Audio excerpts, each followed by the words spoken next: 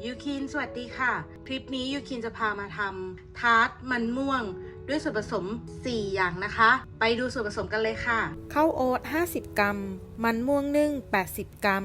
นมไขมันต่ำ80 มิลลิลิตรกล้วยอะไรก็ได้นะคะสดหรือว่าแช่แข็งตามแต่สะดวกเลยค่ะ80 กรัมค่ะไปดูวิธีการทำเลยค่ะ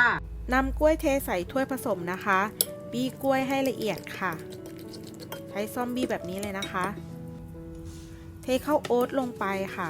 คนให้เข้ากันแล้วก็บี้เขาค่ะจะได้เป็นเนื้อแบบนี้นะคะเรามาจัดใส่ถาดทาร์ตกันค่ะ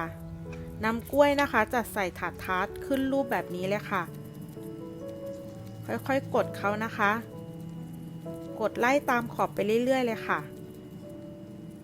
แล้วก็เก็บขอบเขาหน่อยนะคะใช้มือกดตัวฐานเขาให้แน่นนะคะเราจะทำแบบนี้ทั้ง2อันเลยค่ะไปอบที่150องศา4นาทีนะคะ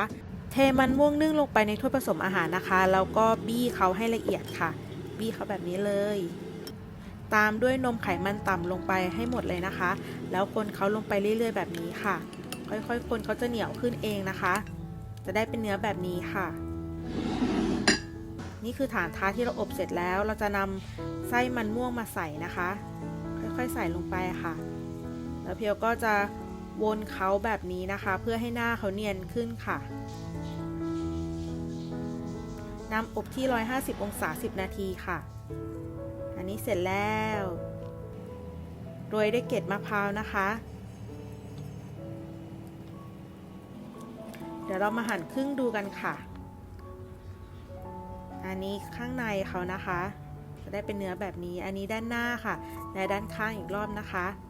น่าทานมากเลยคลิปนี้จบลงแล้วนะคะถ้าเพื่อนชอบฝากกด Subscribe กดไลค์และอย่าลืมกดกระดิ่งกริ๊งๆให้เพียวด้วยนะคะบ๊ายบายค่ะ